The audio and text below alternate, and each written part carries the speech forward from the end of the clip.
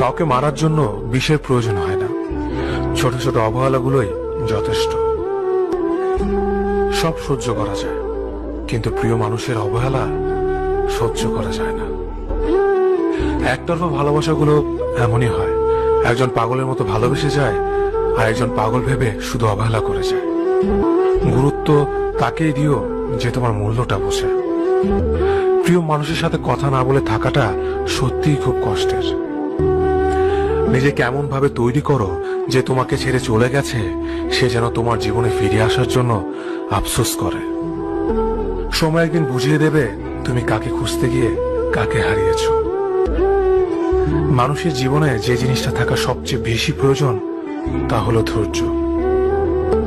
যখন কেউ কাউকে ছেড়ে চলে যায় তখন সে শুধু নিজে যায় না, সাথে সাথে সেই মানুষটার ভালো থাকার মুখের হাসিটাও কেড়ে নিয়ে চলে যায়।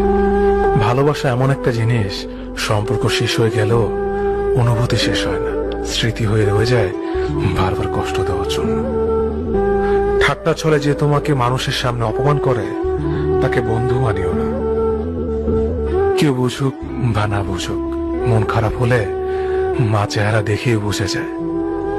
বন্ধুত্ব কখনো হারায় না, হারিয়ে যায় সেই মানুষটি যে বন্ধুত্বের মূল্য দিতে পারে না।